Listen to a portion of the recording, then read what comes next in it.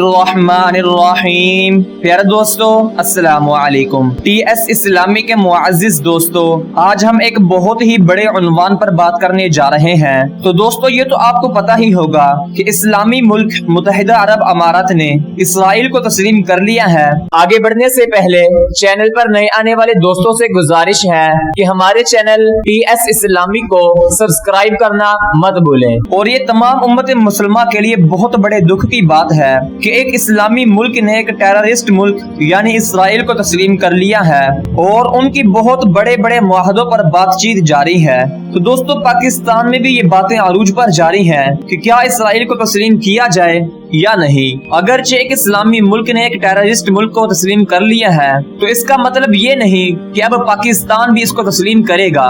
تو دوستو جو وقت چل رہا ہے یہ امت مسلمہ کے لیے، پاکستان کے لیے اور پاکستان میں بسنے والے ایک ایک مسلم کے لیے اللہ تعالیٰ کی طرف سے ایک امتحان ہے کہ جس امتحان میں ہم نے اللہ تعالیٰ کی خوشنودی حاصل کرنی ہے، اللہ تعالیٰ کے سامنے سرخرو ہونا ہے۔ اور یہ بات یاد رکھیے گا، جو بھی شخص اسرائیل کو تسلیم کرے گا وہ اللہ تعالیٰ کو بھی ناراض کرے گا، ملک پاکستان اور دین اسلام سے بھی غداری کرے گا۔ دوستو قائد اعظم محمد علی جناح نے یہ فرمایا تھا، اسرائیل ایک ناجائز ریاست ہے جسے امت کے قلب میں گھسایا گیا ہے، اس کو پاکستان کے بھی تسلیم نہیں کرے گا۔